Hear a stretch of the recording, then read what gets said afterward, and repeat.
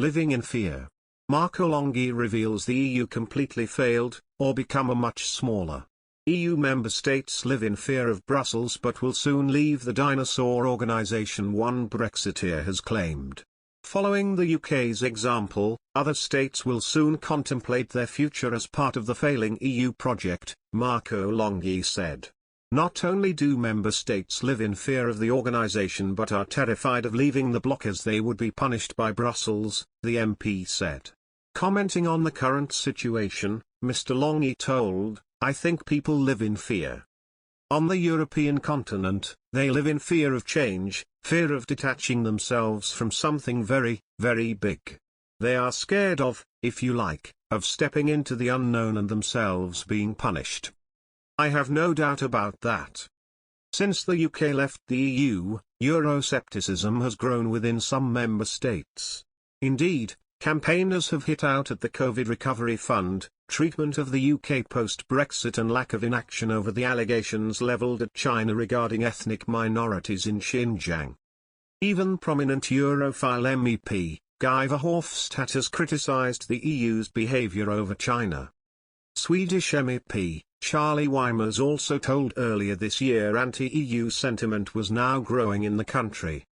Indeed, he pinpointed the clashes with the UK and the growing power of France and Germany as reasons for the growing Swexit movement. Poland and Hungary have also criticised the bloc amid their clashes with the Commission. The Commission has taken out rule of law proceedings against both states for violating the bloc's values, although no material action has yet been taken.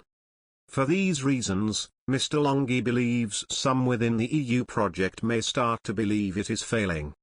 Mr. Longhi added, "Privately, I have no doubt that individuals working within that dinosaur organisation will be certainly thinking these thoughts. Whether they are brave enough to actually voice their news is a separate matter. I just cannot conceive that in 10 years' time, we will look at the makeup of what is Project EU now and in 10 years' time it be exactly the same. It wouldn't surprise me if it failed completely, or becomes a much smaller organisation of countries." The MP also warned of plans to create a powerful EU nation-state whereby sovereign powers of individual states were removed.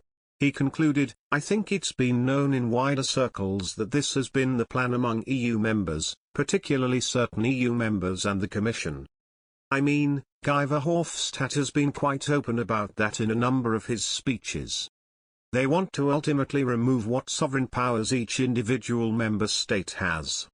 If you like, even though each state would then be identified by the name, they become a vassal state to this superpower, with all their powers centralized in Brussels and Strasbourg.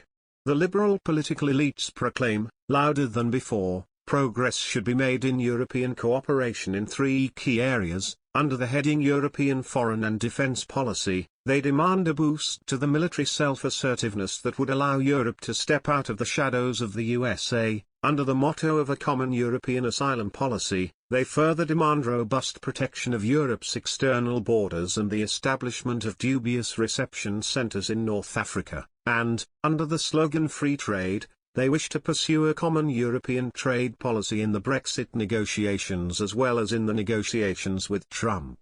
It remains to be seen whether the European Commission, which is conducting these negotiations, has any success, and whether, should it fail, the common ground of the EU governments simply crumbles away. That's one encouraging side of the equation.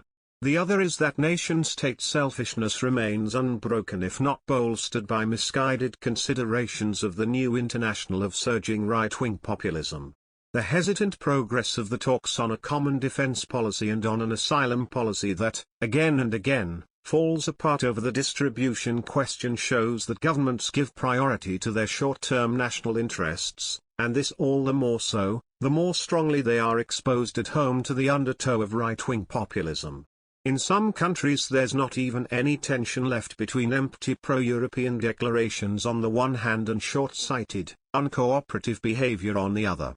In Hungary, Poland and the Czech Republic, and now in Italy and pretty soon probably in Austria, this tension has evaporated in favor of an openly Europhobic nationalism. That throws up 2 questions. How is it that, in the course of the last decade, the contradiction between residual pro-European lip service and the actual blockade of the required cooperation has come to such a head?